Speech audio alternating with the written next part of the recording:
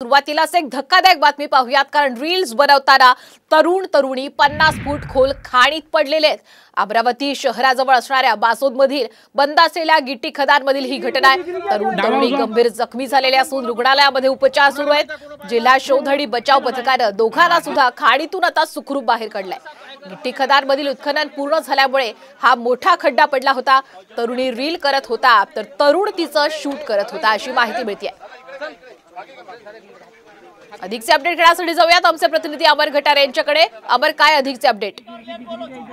एकंदरीत बघितलं तर अमरावती लगत ही मासोद गाव आहे आणि मासोदच्या गावामध्ये अनेक मोठमोठ्या गिट्टी खदान आहे आणि त्या गिट्टी खदानावर एक तरुण आणि तरुणी रील्स बनवण्यासाठी काल सायंकाळी गेलेले होते। मात्र ज्यावेळेस तो तरुणीचा रील्स बनवत होता तेव्हा तरुणीचा जो पाय आहे तो पाय घसरून ती खदानमध्ये पडली आणि तिला वाचवण्यासाठी तो तरुण सुद्धा त्याने आटापिटा केला। मात्र ती तरुण वाचली नाही। ते तरुण थेट त्या खाईमध्ये जी खदान आहे त्या खदानमध्ये जाऊन पडली आणि खदानीमध्ये पाऊस असल्यामुळे पूर्णपणे पाणी साचलेलं होतं। साधारणतः 10 ते 15 फूट त्या खदानमध्ये पाणी साचलेलं होतं। मात्र जिल्हा व शोध बचाव पथक त्या ठिकाणी दाखल झाले। त्यानंतर मात्र त्या तरुणीला त्या खदानीमधून बाहेर काढलं असलं तरी मात्र आता त्यांच्यावर जे आहे ते उपचार सुरू आहे। अमर, मुद्दा लक्षात आलेला, धन्यवाद आपण दिलेल्या संपूर्ण अपडेट बद्दल।